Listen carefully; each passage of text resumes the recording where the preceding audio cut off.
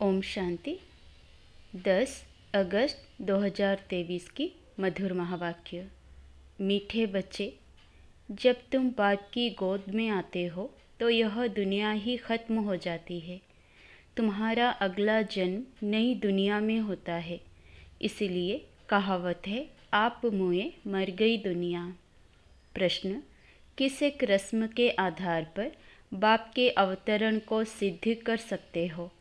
उत्तर, भारत में हर वर्ष पितृ खिलाने की रस्म चली आई है। किसी ब्राह्मण में आत्मा को बुलाते हैं, फिर उनसे बातें करते हैं, उसकी आश पूछते हैं।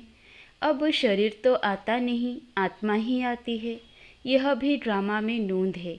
जैसे आत्मा प्रवेश कर सकती है, वैसे ही परमात्मा का भी अवतरण होता है। यह तुम बच्चे सिद्ध कर समझा सकते हो। गीत मरना तेरी गली में। ओम शांति। यह भी गायन है इस समय का, जो फिर भक्ति मार्ग में चला आता है। इस समय जबकि तुम बाप के पास जीते जी मरते हो, तो बरोबर सारी दुनिया ही खत्म हो जाती है। अज्ञान काल में मनुष्य मरते हैं तो इस ही दुनिया में जन्म लेते हैं। दुनिया कायम है, कहावत है, आप मुए मर गई दुनिया। परंतु उनके मरने से दुनिया का विनाश तो नहीं हो जाता। इस ही दुनिया में फिर जन्म लेना पड़ता है। तुम मरेंगे तो यह दुनिया भी खत्म हो जाएगी। तुम जानते हो हम फिर नई दुनिया में आएंगे। यह सिर्फ तुम ब्राह्मण ही जानते हो। ईश्वर का बच्चा होने से हमको सतयुग का बर्थराइट मिलता है। स्वर्ग की बादशाही मिलती है। नर्क खत्म हो जाता है। इसमें कोई मेहनत नहीं है, सिर्फ बाप को याद करना है। मनुष्य जब कोई मरते हैं तो उसको कहते हैं राम राम कहो। पिछाड़ी में उठाते समय कहते हैं कि राम नाम सत्य है। यह भगवान को ही कहते हैं, राम नाम सत्य है। अर्थात परमपिता परमात्मा जो सत्य है, उसका ही नाम लेना चाहिए। माला भी राम राम कह सिमरते हैं। यह राम नाम की धुनी ऐसी लगाते हैं जैसे कोई साज बजता है। तुम बच्चों को बाप समझाते हैं कि कोई भी आवाज़ नहीं करना है, सिर्फ बुद्धि से याद करना है। तुम जानते हो जीते जी ईश्वर की गोद में आने से फिर यह दुख रूपी दुनिया खत्म हो जाती है। बाबा, हम आपके गले का हार बन जाएंगे। गाया भी जाता है रुद्रमाला। राम माला नहीं कहा जाता है। तुम रुद्रमाला में पिरोने के लिए इस रुद्र ज्ञान यज्ञ में बैठे हो। कल्प पहले मुआफिक दूसरा कोई सत्संग नहीं जहाँ ऐसे समझते हो कि हम ईश्वर बाप के गले में पिरोएंगे। बाप से तो जरूर वर्षा मिलेगा। बाप कौन कहता है? आत्मा। आत्मा में ही बुद्धि है ना। बुद्धि समझती है, फिर कहती है। पहले संकल्प आता है, फिर कर्म इंद्रियों से कहा जाता है। बरोबर हम बाबा के बने हैं, बाबा के ही होकर रहेंगे। इस अंतिम जन्म में गॉड फादर कहते हैं ना। फिर पूछो तुम्हारे में गॉड फादर की नॉलेज है? तो कहेंगे गॉड तो सर्वव्यापी है। बोलो तुम्हारी आत्मा कहती है परम पिता, तो पिता सर्वव्यापी कैसे होगा? बच्चे में बाप आ गया क्या? बाप को सर्वव्यापी कहना बिल्कुल रोंग है। यह बातें बहुत अच्छी रीति समझकर फिर समझाना है। रुद्र ज्ञान यज्ञ तो मशहूर है। रुद्र है निराकार, श्री कृष्ण तो साकार है। आखिर भगवान किसको कहा जाए? श्री कृष्ण को तो नहीं कह सकते। मनुष्य तो बहुत भोले होते हैं, कह देते हैं गॉड इज़ ओमनी प्रेजेंट। बाप तो अपने घर में ही रहता है और कहाँ रहेगा। अब बाप इस बेहद के घर में आया हुआ है, यहाँ विराजमान है। कहते हैं कि मैंने इसमें प्रवेश किया है। जैसे ब्राह्मणों में पितरों को बुलाते हैं। समझो कोई अपने बाप के पितृ को खिलाते हैं तो आत्मा कहेगी कि मैं इनमें आया हुआ हूँ, मैंने इसमें प्रवेश किया हुआ है। कुछ पूछना हो तो पूछो। आगे पितरों को बुलाने का बहुत रिवाज था। पितृ तो आत्मा है ना। पितृ को यानी आत्मा को खिलाया जाता है। कहेंगे आज हमारे दादे का पितृ है, आज फलाने का पितृ है। तो आत्मा को बुलाया जाता है, खिलाया जाता है। समझो किसी का स्त्री से प्यार है, शरीर छोड़ दिया तो उसकी आत्मा को बुलाते हैं। कहते हैं हमने हीरे की फूली पहनाने का वायदा किया था, तो ब्राह्मण को बुलाकर उनको हीरे की फूली पहनाते हैं। बुलाया तो आत्मा को, शरीर थोड़े ही आएगा। यह रस्म भारत में ही है।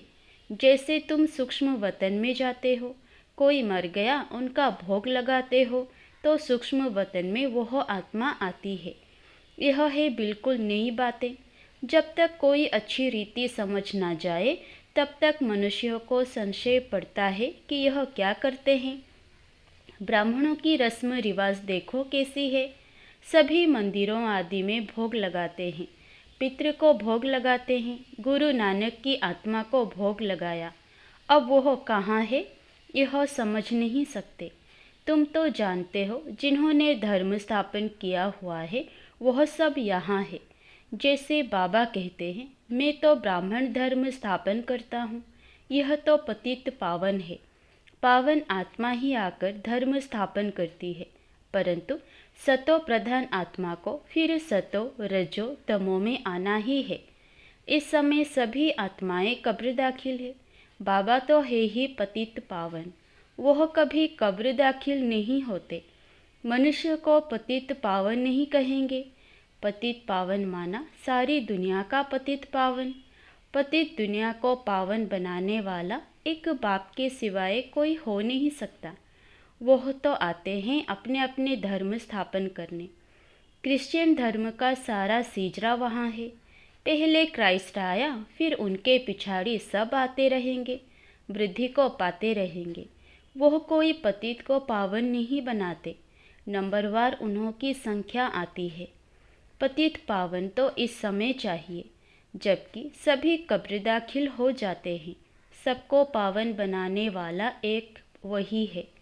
यह तुम समझते हो बरोबर। इस समय सारी दुनिया जर्जरीभूत है।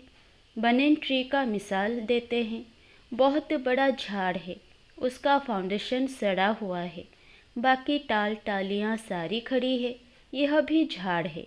देवी देवता धर्म का जो फाउंडेशन है, उनकी जड़ एकदम कट गई है, बाकी सब हैं। बीज हो तो फिर से स्थापन करे ना। बाप कहते हैं, मैं फिर से आकर स्थापना कराता हूँ। ब्रह्मा द्वारा स्थापना, शंकर द्वारा विनाश। बरोबर अनेक धर्मों का विनाश हुआ था। महाभारत लड़ाई के समय जो राजयोग सीखे, उनकी फिर राजधानी स्थापन हो गई।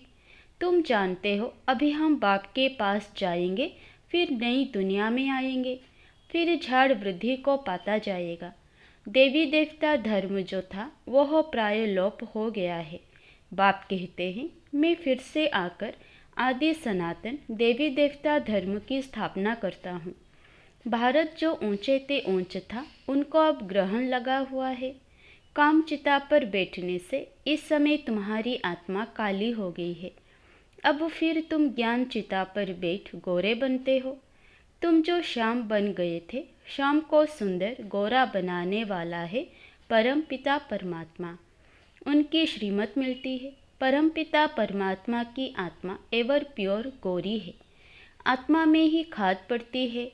सोने का मिसाल, अभी तुम जानते हो, इस पुरानी दुनिया का विनाश होना है, सभी का मौत है। फिर तुमको कहने वाला कोई नहीं रहेगा कि राम राम कहो। अब देखो, नेहरू मरा तो उनकी राख को सब जगह गिराया। समझा, अच्छी खाद मिलेगी। झाड़ में कीड़ा आदि पड़ जाता है तो उसमें राख डालते हैं। अभी इस सारी पृथ्वी को कितनी राख मिलेगी।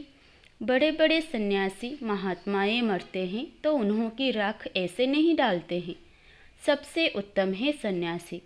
अभी तो कितने मरेंगे, कितनी खाद मिलेगी, तो क्यों नहीं सृष्टि फर्स्ट क्लास अनाज आदि देगी। सतयुग में सब हरे भरे सब्ज होते हैं। इस सृष्टि को नया बनाने में टाइम लगता है। तुम सूक्ष्म वतन में जाते हो, कितने बड़े बड़े फल तुमको दिखाते हैं, सूबी रस पिलाते हैं।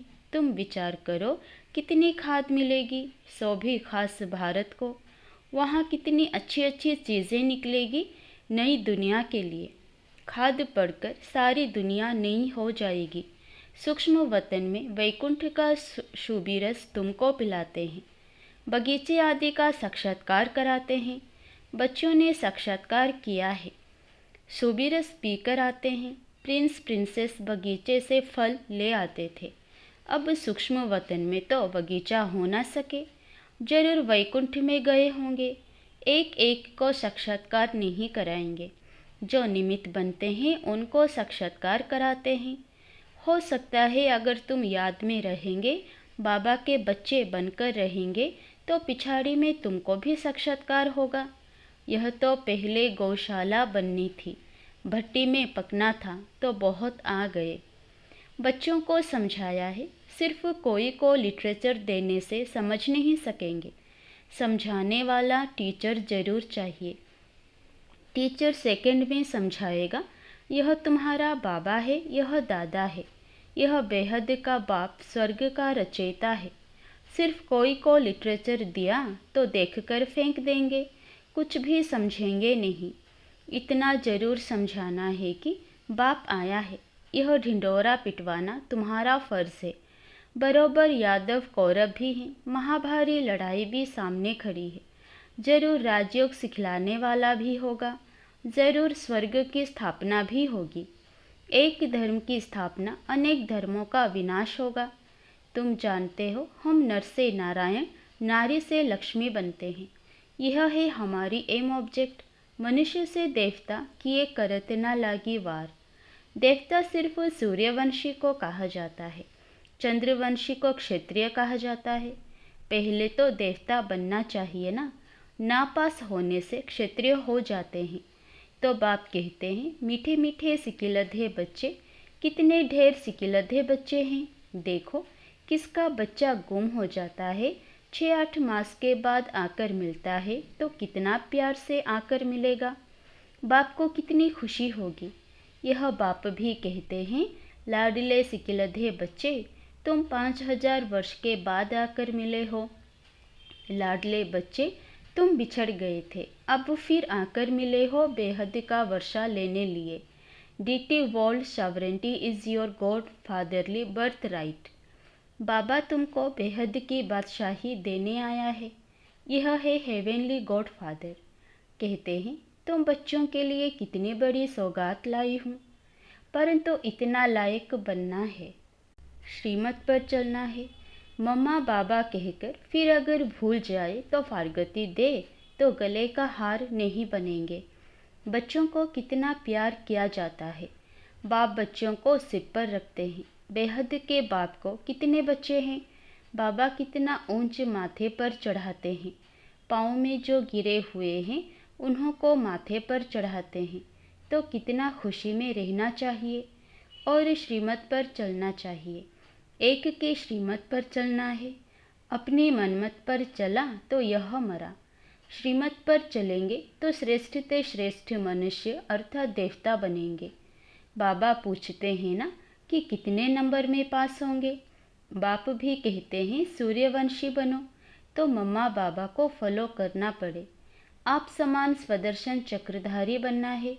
शिव बाबा के आगे ले आते हैं तो बाबा पूछते हैं, कितने को आप समान बनाया है।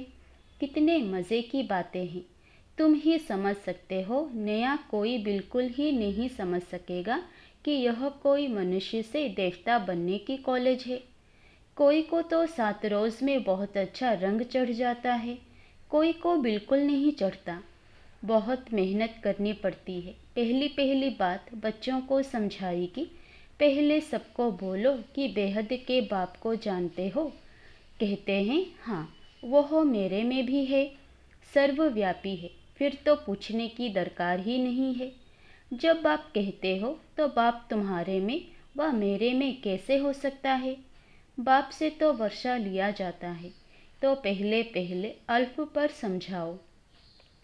बाप कहते हैं, मेरे सिकिलधे बच्चे, ऐसे कोई साधु सन्यासी कह ना सके। तुम जानते हो बरोबर हम शिव बाबा के सिकिलधे बच्चे हैं। 5000 वर्ष के बाद फिर आकर मिले हैं, स्वर्ग का वर्षा लेने लिए।